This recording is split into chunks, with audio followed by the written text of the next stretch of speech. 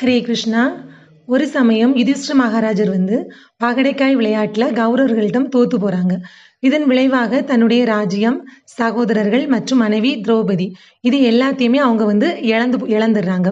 அதனால துச்சாசனன் எப்படியாவது திரௌபதி தாயாரை அவமானப்படுத்தணும் அந்த நோக்கத்துடன் அரசபைக்குள்ள இழுத்துட்டு வராங்க. இழுத்துட்டு வந்ததுக்கு அப்புறமா துக்சாசனன் திரௌபதி தாயாருடைய புடவை கலற்றதுக்கு முயற்சி பண்றாங்க. தாயார் தன்னுடைய புடவையை பிடித்து கொண்டு எப்படியாவது தன்னை பாதுகாக்கணும் அப்படின்னு சொல்லி ரொம்பவே முயற்சி பண்றாங்க. ஆனா அவங்களால முடியல. அதுக்கப்புறமா அந்த சபையில இருந்த பெரியவர்களான துரோணர், பீஷ்மர் மற்ற எல்லாத்தையும் உதவிக்காக வேண்டி பார்க்காங்க. ஆனா யாருமே அவங்களுக்கு உதவி பண்ணல.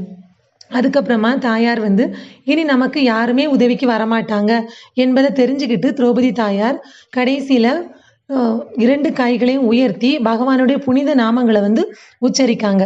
ஓ கோவிந்தா, ஓ துவாரகவாசி, ஓ கிருஷ்ணா, ஓ கோபியர்களின் தோழியே, கௌரவர்களால் நான் அவமானப்படுகிறேன் என்பது உனக்கு தெரியாதா? ஆண்டவரே, லக்ஷ்மியின் இறைவனே, துன்பத்தை அளிப்பவரே, என்னை காப்பாற்று. ஓ ஜனார்த்தனா, ஓ கிருஷ்ணா, ஓ கிருஷ்ணா, கௌரவர்களின் பெருங்கடலில் மூழ்கி கொண்டிருக்கின்றேன். உலகத்தின் தோற்றமே, சரணடைந்த இந்த ஆன்மாவை காப்பாற்றுங்கள். ஓ கோவிந்தா, நான் குருக்களின் கடலில் மூழ்கி கொண்டிருக்கின்றேன் அப்படின்னு சொல்லி பகவான் முன்ன தன்னுடைய பிரார்த்தனையை வைக்காங்க. திரௌபதி தாயாரின் இந்த பரிதாபமான அழுகை கேட்ட கிருஷ்ணர் உடனே முடிவில்லாத துணிகளை கொடுத்துட்டே இருக்காங்க. துக்சாசனன் எவ்வளவு முயற்சி பண்ணியும் தாயாருடைய புடவையை கலற்றதுக்கு முடியவே இல்லை. ஏன்னா துணி அதிகமாக கிருஷ்ணர் கொடுத்துக்கிட்டே இருக்கிறதுனால துக்சாசனால அந்த துணிகளை கலற்ற முடியாம சோர்வுல துக்சாசனன் உட்கார்ந்துடுறாங்க. இப்படி பகவான் கிருஷ்ணர் தன்னுடைய நாமத்தை உச்சரிச்ச திரௌபதி தாயாரை மிகப்பெரிய அவமானத்துல இருந்து காப்பாத்தினாங்க. அதுக்கப்புறமா திரௌபதி தாயார் கிருஷ்ணரை சந்திக்கும் போது, கிருஷ்ணா, முதல்லையே உதவிக்காக நான் உன்னை கூப்பிட்ட போது ஏன் நீ என்ன பாதுகாக்கல அப்படின்னு சொல்லி கேட்காங்க. அதுக்கு கிருஷ்ணர் சொல்றாங்க, முதல்ல நீ உன்னுடைய பலத்தை நம்பி உன்னுடைய புடவை எப்படியாவது பிடிச்சு காப்பாத்திரலான்னு முயற்சி பண்ணா. அதனால நான் நினைச்சேன் உன்னுடைய வலிமை உன்னை காக்கட்டும் அப்படின்னு நான் நினைச்சேன்.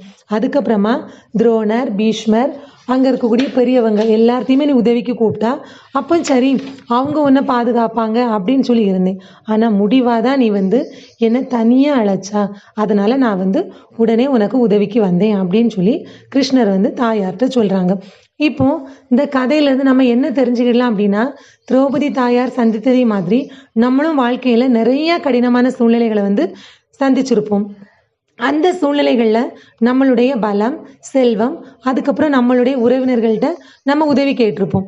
எப்படி இருந்தாலும் கடவுளிடம் முழுமையாக சரணடைந்து அவருடைய நாமத்தை விசுவாசமா சொல்லும்போது மட்டும்தான் நம்மளுக்கு முழுமையான பாதுகாப்பு கிடைக்கும் அப்படிங்கிறத இந்த கதையில நம்ம தெரிஞ்சுக்கிடலாம். அதுக்கப்புறம் யார் ஒருத்தங்க கிருஷ்ணருடைய நாமத்தை தொடர்ந்து உச்சரிச்சுக்கிட்டே இருக்காங்களோ அவங்க எல்லா விதமான பாவங்களிலிருந்தும் உடனே விடுபடுவார்கள் அப்படின்னு சொல்லி வேதங்கள் சொல்லுது.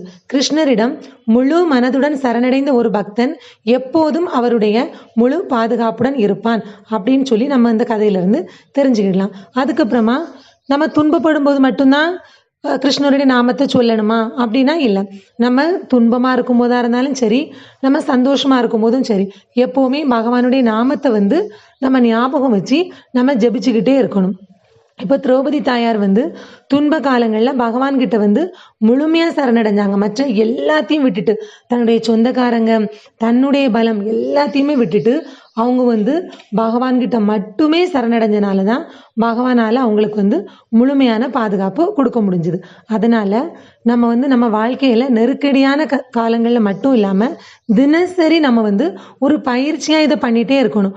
பகவானுடைய நாமத்தை தொடர்ந்து நம்ம ஜெபிக்கணும். இதுதான் நம்ம இந்த கதையில நம்ம தெரிஞ்சுக்கிடலாம்.